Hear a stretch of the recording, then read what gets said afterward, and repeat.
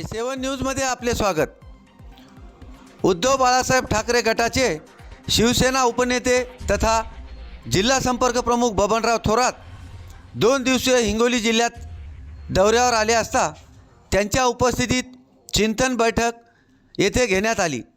या बैठकीत जिल्हा परिषद व स्थानिक स्वराज्य संस्थेच्या निवडणुकीत शिवसेना उद्धव बाळासाहेब ठाकरे पक्षाच्या वतीने लढण्याचा सूर कार्यकर्त्यांनी लावून धरला। यावेळी शिवसेना उपनेते बबनराव थोरात यांनी पत्रकार परिषद घेत हिंगोली जिल्ह्यात मोठ्या प्रमाणावर गुन्हेगारी वाढत असून हिंगोली जिल्हा व शिवसेनेचा बालेकिल्ला आहे आणि राहणार असून आगामी जिल्हा परिषद व इतर निवडणुकीमध्ये कार्यकर्त्यांनी सज्ज राहून कामाला लागण्याच्या सूचना देण्यात आल्या। तसेच शेतकऱ्यांना पीक विमा व इतर कर्जमाफी देण्याचे आश्वासन सरकारने दिले, परंतु हे सरकार नैतिकतेने निवडून आले आहे, त्यामुळे त्यांच्याकडून अपेक्षा करणे गैर असून 16 जानेवारी रोजी शेतकऱ्यांच्या विमा व इतर मागण्यासाठी ज्या समस्या निर्माण झाल्या आहेत त्यावर आवाज उठवण्यासाठी शिवसेना उद्धव बाळासाहेब ठाकरे गटाच्या वतीने जिल्हाधिकाऱ्यांमार्फत मुख्यमंत्र्यांना निवेदन दिले जाणार असल्याचेही शिवसेना उपनेते बबनराव थोरात यांनी पत्रकार परिषदेत सांगितले।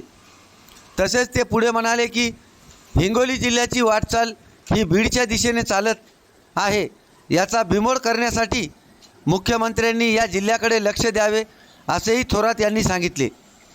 महाराष्ट्र बीड जिल्ह्यात झालेली परिस्थिती सर्वत्र गाजत असली तरी हिंगोली जिल्ह्यात फार काही वेगळी परिस्थिती नाही। हिंगोली जिल्ह्यातही गाडी रेती माफिया, गोळीबार, हाणामारी हे प्रकार घडत असून अनेक गुन्हेगारी असलेली पार्श्वभूमी जिल्ह्यात फोफावत असल्याने याला मुख्यमंत्र्यांनीच आळा बसवावा असेही बबनराव थोरात यांनी यावेळी बोलताना सांगितले। जिल्ह्यातील तिन्ही विधानसभा निवडणुकीच्या नंतर प्रथमच उद्धव बाळासाहेब ठाकरे शिवसेनेच्या वतीने पक्ष संघटनेच्या अनुषंगाने जिल्हास्तरीय चिंतन बैठकीचे आयोजन करण्यात आले होते। यामध्ये संपर्क प्रमुख बबनराव थोरात यांनी 11 व 12 जानेवारी दरम्यान 2 दिवस जिल्ह्यातील तालुक्यांचा आढावा घेत येणारी जिल्हा परिषद स्थानिक स्वराज्य संस्था निवडणूक लढविण्याच्या उद्देशाने कार्यकर्त्यांनी जोमाने कामाला लागावे अशा सूचना यावेळी त्यांनी दिल्या।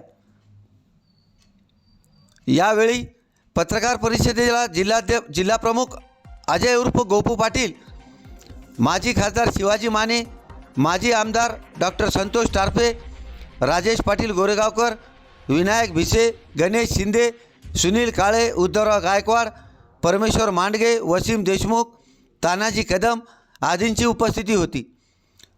A7 न्यूजसाठी अनिस अहमद, हिंगोली।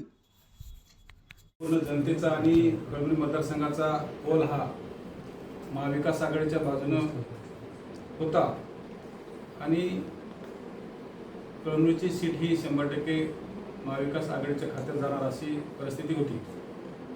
परंतु काही तांत्रिकदृष्ट्या काय असेल किंवा काही पैशाच्या जोरावर असेल, सत्तेच्या जोरावर असेल आणि लाडक्या बहिणीचा आढून असेल, अशा पद्धतीने त्यांनी विजय संपादित केलेला आहे। त्यामुळे हा विजय आम्ही समजतो की जनशक्तीविरुद्ध धनशक्तीचा विजय आणि लोकांच्या मनात एक ठरवलं होतं की त्यांनी यावेळेस बदल करायचा, परंतु प्रशासनानं एवढ्या मोठ्या प्रमाणात त्यांना मदत केली, त्यामध्ये आम्ही कमी पडलो। पैशाचा वारेमाप वाटप झाला, अक्षरशः खुल्या पद्धतीने वाटप झाला, परंतु प्रशासनाने कुठे त्याच्यामध्ये रोख लावली नाही। पोलीस प्रशासन असेल किंवा कलेक्टर असेल, SDO असतील, तहसीलदार असेल, यांनी कुठल्याच प्रकारचे त्यांना तिथं ब्रेक लावला नाही आणि त्यामुळं फार मोठ्या प्रमाणात पैसा या मतदारसंघात वाटप झाला। दुसरं होते की लोकांना ठरवलं होतं की यावेळेस बदल करायचा।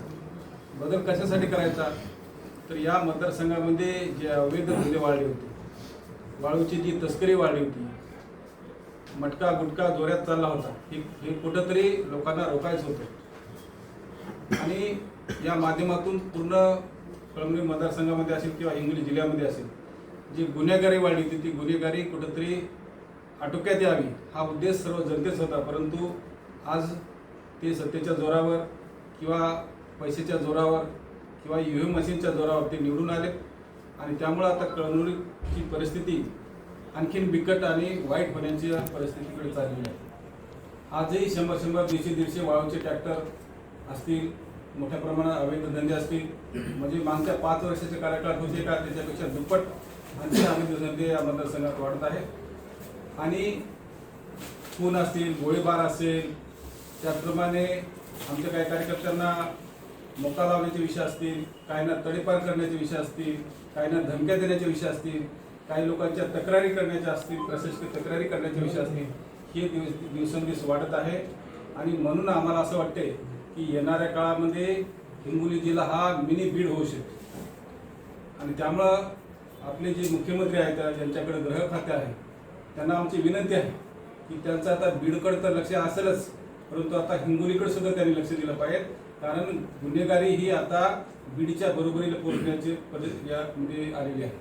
आणि त्यामुळं येणाऱ्या काळामध्ये जर आपल्या हिंगोलीचा बीड जिल्हा जर व्हायचा नसेल, कारण परिस्थिती जवळपास सारखीच आहे बीडची आणि हिंगोलीची, आणि त्यामुळं येणाऱ्या काळात जर हा बीड जिल्हा जर होऊ द्यायचा नसेल तर देवेंद्र फडणवीसांनी इथे लक्ष द्यावं अशी आमची त्यांना विनंती आहे.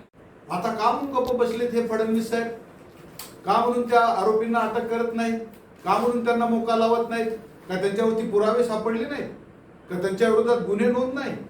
अहो, मोका लावायचा म्हटलं की कायद्यानं फक्त 2 गुन्हे तुमच्यावरती आवश्यक असतात आणि त्याचा इतर गुन्ह्यामध्ये जो संदर्भ आहे त्याचा सगळे गुन्हे मला सांगा, हे गुन्हे जे झालेत ते एक्स्टॉर्शन मधून झालेत, पैशाच्या मागणीमुळे झालेत आणि त्याच्या पाठीमागं एक खून झालाय ते एका निर्दोष माणसाचा, आणि तोही निर्घुण हत्या आपण ज्याला म्हणू, अमानुष हत्या.